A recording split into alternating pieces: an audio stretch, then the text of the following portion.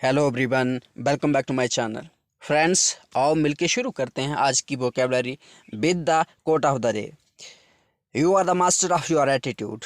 You can not control what happens to you, but you can control the way you think about all the events. You always have a choice. You can choose to face them with a positive mental attitude. Roy T Bennett. Bennett ji बोलते हैं कि आप अपनी जो attitude है, किसी को लेकर आपकी प्रतिक्रिया है, जो स्वभाव है, नेचर है, उसके आप मास्टर हो। वो कहते हैं कि you can not control what happens to you, कि आप वो कंट्रोल नहीं कर सकते जो आपके साथ होता है। What you can control the way you think about all the events, लेकिन आपकी जो प्रतिक्रिया होगी उन चीज़ों को लेकर आप उसके बारे में बदलाव कर सकते हैं, जैसे उसको कंट्रोल कर सकते हैं। You always have a choice, you can choose to face them with positive mental attitude.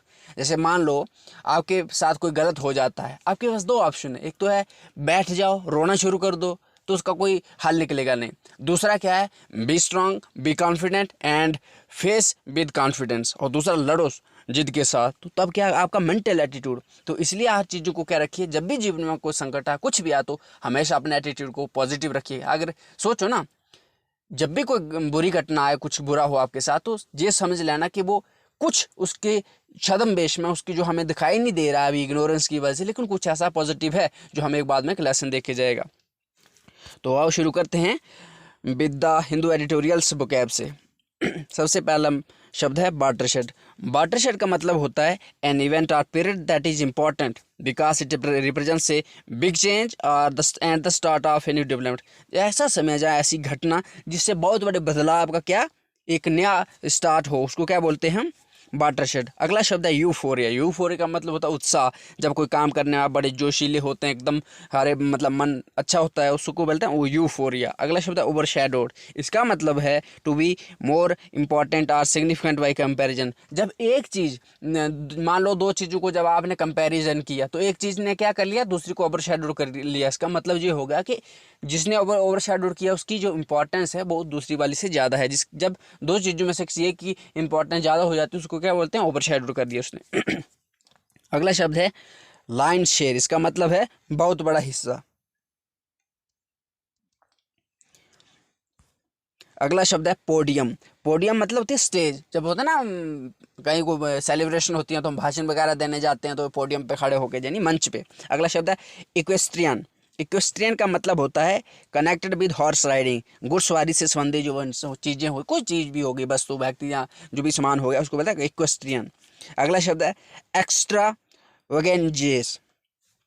Extra वैगेंजस, इसका मतलब क्या होता है, a large exciting and impressive entertainment event. देखो, जो कोई चीज़ बहुत बड़ी हो, जैसे वो बोलते हैं ना एक्स्ट्रा वैगेंस, के मतलब बहुत अधिक, जो उसको बोलते हैं ज़्यादा हो, वो चीज़ हो, तो मतलब ए लार्ज एक्साइटिंग और इम्प्रेसिव एंटरटेनमेंट इवेंट। ऐसी जो कोई इवेंट, जहाँ कोई घटना, जहाँ क्या हो, एक्साइटिंग हो, इम्प्रेसिव हो।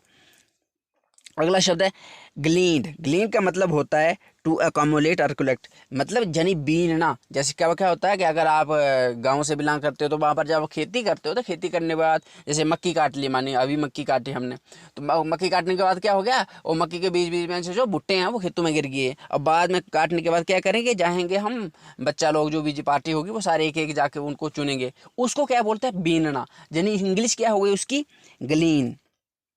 अगला शब्द है अनप्रेसिडेंटेड। अनप्रेसिडेंटेड का मतलब होता है अभूतपूर्व, जो कभी पहले हुई ना हो। जैसे मान लो आपके इलाके से में कोई ऐसी चीज़ हो गई जो कभी उससे पहले ना हुई हो, तो उसको क्या बोलते हैं, अनप्रेसिडेंटेड। अगला शब्द है लीथल। लीथल का मतलब तो घातक। जैसे हम बोलते हैं ना कि हमारी आर्मी ने बहुत बड़े लीथल है जो वेपन्स है तैयार कर लिए, जाए बहुत बड़े घातक। अगला शब्द है इनकर्सन। इनकर्सन का मतलब होता है प्रतिक्रमण करना, किसी के इलाके में घुस जाना बिना मतलब के। जैसे ए हॉस्टाइल इंटरेस्ट इनटू टेरिटरी, जैसे चाइना हमारे इलाके में घुस जाता है, इसी तरह। अगला शब्द है रेमनिसेंट।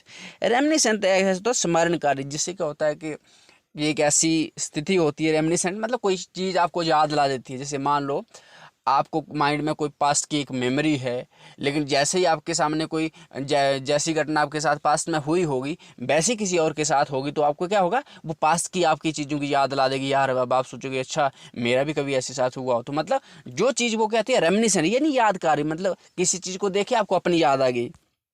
अगला शब्द है ब्लो। ब्लो का मतलब होता है, ये कहते हैं ना झटका, जिसको बोलते हैं भैया झटका लग गया मुझे, मतलब कि आपने कोई ऐसा जैसे वो बच्चे बोलते हैं ना, बच्चों ने कोई ऐसी घटना कर दी, खराब काम कर लिया कि माता पिता परेशान हो गए, झटका सा लगा, सदमा पहुंच गया उनको, कहता बलो। अगला शब्द है प्रैग्मेटिक। प्रैग्मेटिक का मतलब होता है dealing with problems in a practical way rather than following ideas of principle. Pragmatic का मतलब होता है कि ऐसा इन चीज़ों को इस तरह से फॉलो करना जहाँ देखना कि उनकी प्रैक्टिकलिटी क्या है, ये नहीं कि अच्छा रूल्स फॉलो करना नहीं। अगर जैसे मान लो आपको कोई रूल्स बताते हैं कि रूल्स, क्योंकि रूल्स एंड रेगुलेशन आपको बताते हैं कि इसी तरह से काम करना, उससे रूल से हट के नहीं करना है। लेकिन प्रैग्मेटिक का मतलब क्या होता है कि आपको अगर दिख रहा है कि अच्छा मुझे ऐसा करने से फ़ायदा है, ऐसा करने से ना फ़ायदा है, तो मतलब आप क्या करो, मीडियम वाला पाथ सुनोगे। तो प्रैग्मेटिक इंसान होता है जो चीज़ों को क्या करता है, वो रूल्स रेगुलेशन में नहीं, ये देखता है कि इसका फ़ायदा है, इसको ऐसे करने से फ़ायदा क्या होगा। अगला शब्द है इनडिस्क्रिमिनेट। इसका मतलब होता है अंधाधुंध चीज़ों को करना। जैसे कोई काम है, जैसे जंगल काट रहे हैं हम, देखो इनडिस्क्रिमिनेशन क्या होता है, इनडिस्क्रिमिनेट डिफॉरेस्टेशन हो रहा है, यानी अंधाधुंध वनों की कटाई कर रहे हैं। अगला शब्द है अंडर द योक। इस ये है ईडियम है।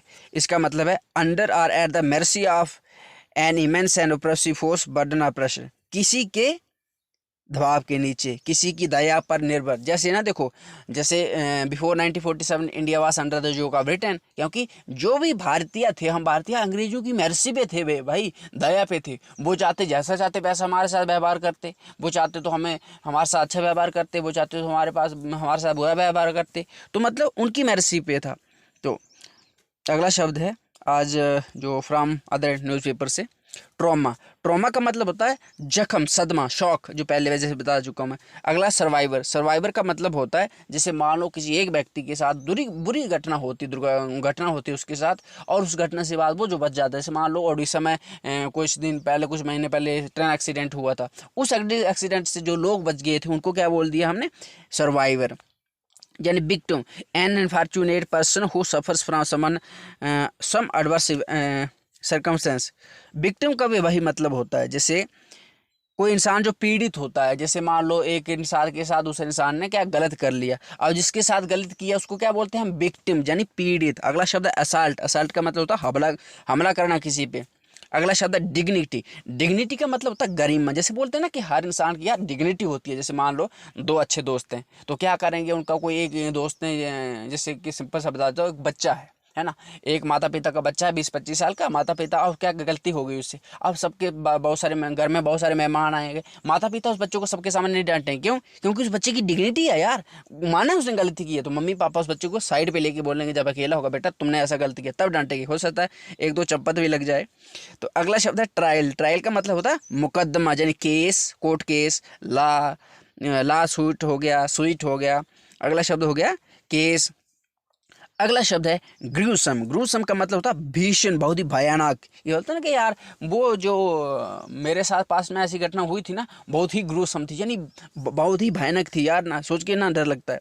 अगला शब्द है इम्पेडिमेंट। इम्पेडिमेंट का मतलब होता है बाधा, ऑब्स्ट्रक्शन। जैसे मान लो आप कहीं रास्ते जाना चाहते हो, आगे से कोई बाधा आ गई आपके रास्ते में, तो उसको क्या बोलेंगे, इम्पेडिमेंट। अगला शब्द है फिंगर टेस्ट। इसका मतलब है an invasive physical procedure where the medical professional inserts two finger inside. देखो फिंगर टेस्ट क्या होता है, ये थोड़ा वुमेन के रिलेटेड है। जैसे आर्मी में पैसे क्या था कि ये ऐसा रूल्स था कि जब फिंगर टेस्ट क्या होता कि जो नई नई लड़कियां आर्मी में शामिल होती थी, उनकी जैसे लड़कों का भी होता है, मेडिकल होता है, तो उसमें क्या करते हैं कि लड़कों की सारे जो भी प्राइवेट पास वगैरह सब कुछ चेक करते हैं मेडिकली जब आप आर्मी में जाते हो। लेकिन इसी तरह के लड़कियों के साथ भी होता था कि उनकी जो वजाइना को वगैरह के उनमें कुछ ऐसा चेक किया जाता था, तो उसको बोलते हैं फिंगर टेस्ट। अगला शब्द है बी सब्जेक्टेड। इसका मतलब होता है किसी से गुजरना, भुगतना। जैसे ना, जैसे किसी बंदे ने क्या किया कि वो कोई जो मुसीबत फेस की है, कोई बुराई अपने साथ फेस की है, उसको क्या बोला है, बी सब्जेक्टेड टू, कि वो इंसान ना लाइकली टू एक्सपीरियंस समथिंग, उसने वो क्या चीज़ की है, एक्सपीरियंस की है। अगला शब्द है वायोलेशन। इसका मतलब होता है उल्लंघन, ब्रीच, इन्फ्रैक्शन, कंट्रावेंशन। अगला शब्द है मेक अमेंड। मेक अमेंड का मतलब होता है किसी चीज़ में सुधार करना। अगला शब्द है इन्वेजिव। इन्वेजिव का मतलब होता है जो a method of treatment that involves cutting into the body. उपचार पद्धति जिसमें शरीर का पर चीरा लगाया जाता है। देखो इन्वेजिव का ये भी मतलब कि जब हम क्या करते हैं, किसी शरीर को रोग से मुक्त करने की कोशिश करते हैं तो चीरा वगैरह लगाते हैं, उसको बोलते हैं। लेकिन दूसरा मतलब क्या होता है, इन्वेजिव होता है आक्रमणकारी। अगर आप दूसरा सिंपल सा मतलब देखो, आक्रमणकारी, अगर मतलब, क्योंकि एक बात याद रखना कि शब्दों के जो मतलब होते हैं ना, वो हमेशा एक शब्द के हजारों मतलब होते हैं, वो सिर्फ उस मतलब को उसके कंटेक्स्ट से समझा जा सकता है। जैसे अब दिया vaginal, related to or affecting the vagina, क्योंकि ये आर्टिकल दिया ना आर्मी में, ये आर्टिकल जहाँ से मैंने लिया है वहाँ पर वुमन के बारे में बताया गया था कि आर्मी में जब वो वुमन शामिल होती थी पास्ट में, उनके साथ ऐसा ऐसा व्यवहार होता था। अब वो चीज़ें ऐसे ऐसे शब्द आए तो वहाँ से उठा के मैंने वोकैबुलरी में डाल दिए। तो ये शब्द कंटेक्स्ट के हिसाब से शब्द का मतलब होता है। वजाइनल होता है वुमेन की जो भी प्राइवेट पार्ट के साथ रिलेटेड होता है, योनि के संबंध। अगला शब्द है मिसकंडक्ट। मिसकंडक्ट का मतलब होता है दुराचार, किसी के साथ गलत व्यवहार करना, सही नहीं करना, उसको बोलते हैं मिसकंडक्ट। अगला शब्द है रिग्रेसिव। रिग्रेसिव का मतलब होता है, एक होता है प्रोग्रेसिव यानी कि उन्नति हो रही है, और जो होता है रिग्रेसिव यानी प्रतिगामी, उसकी उन्नति नहीं हो रही है, अवनति हो रही है, क्योंकि घटना हो रहा है, उसका डिग्रेशन हो रहा है। तो अगला शब्द है वेंच। वेंच का मतलब होता है नया पीठ, यानी क्या होता है कि देखो, जब भी कोई हमारे जो सुप्रीम कोर्ट है, सबसे बड़े हैं कोर्ट हैं, तो उसमें क्या होता है, जब भी किसी इशू पे फैसला लेना होता है ना, तो एक बेंच बनाई जाती है, जैसे 3 जज की बेंच बनाई जाती है, 3 जज मिलकर फैसला सुनाते हैं, 5 सुनाते हैं, 11 सुनाते हैं, शायद इस तरह से 7 सुनाते हैं। इस तरह से वो क्या होता है, जब 4 जज फिक्स इतने ग्रुप में बैठ के वो फैसला सुनाते हैं किसी चीज़ को, उसको बोलते हैं बेंच। अगला शब्द है सो कॉल्ड, तथा, यानी मतलब कि सो कॉल्ड कहते हैं तथा कथित, जिसको मतलब क्या होता है, सही नहीं होता है, लेकिन सो कॉल्ड बोलते हैं कि सो कॉल्ड प्रोफेशनल, कि कोई ऐसा है नहीं, सो कॉल्ड ट्रूथफुल पर्सन, है ना, तो इस तरह जो सही नहीं होता है लेकिन उसको बोलते हैं लोग। अगला शब्द है एलिगेशन। एलिगेशन का मतलब होता है आरोप लगाना, एक्यूसेशन, क्लेम, असर्शन। अगला शब्द है रीविक्टिमाइज। रीविक्टिमाइज का मतलब होता है टू विक्टिमाइज, किसी को फिर से पीड़ित करना, दुखी, जैसे मान लो पहले भी किया है और बाद में भी किया है। अब है आज का ईडियम ऑफ द डे, यानी आज का जो मुहावरा है वो है put one finger on the pulse of. इसका मतलब हो गया to be aware of latest things that are happening in a certain industrial area. देखो, किसी एरिया में जो भी नई नई चीज़ें हो रही हैं उनके बारे में अवेयर होना, यानी अवेयर होना। तो इसका आगे एग्जांपल है, he claims that he has his finger on the pulse of the computer industry. वो वाला कि कंप्यूटर इंडस्ट्री के ऊपर मेरी पल्स जो पल्स है उसके ऊपर मेरी फिंगर है, मतलब कि उसमें छोटी छोटी घटना जो हो रही है मुझे सारी चीज़ों का पता है। तो इसी के साथ मैं लेता हूँ आपसे अलविदा। थोड़ा जो लेक्चर है लंबा हो गया, पर चीज़ों को सही से एक्सप्लेन करने का यही मतलब है, चीज़ें आपको समझ आ जाएं, आपको रट्टा ना लगाना पड़े। आपके एग्जांपल देता हूँ तो इन एग्जांपल के साथ आपके दिमाग में फिक्स हो जाएं चीज़ों को, जब आपने कहीं किसी को पढ़ाओ, खुद पढ़ो, तो वो आपको आसानी से चीज़ें याद हो जाएँ। और इस लेक्चर की अगर आपको PDF चाहिए होगी तो मेरे इस यूट्यूब चैनल के अबाउट सेक्शन में टेलीग्राम का लिंक दिया है, उसको याद ज्वाइन कर सकते हैं। वहाँ पर इसकी PDF भी आपको बाद में मिल जाएगी। रात के 11 बजे के बाद मैं अपलोड कर पाऊँगा, टाइम का इशू है, तो ताकि आप बाद में इनको फ्यूचर में रिवाइज भी कर सकते हो। तो बहुत सारे इनिशिएटिव हैं, उनको यूज़ करिए और अपनी लाइफ को ग्रो करिए।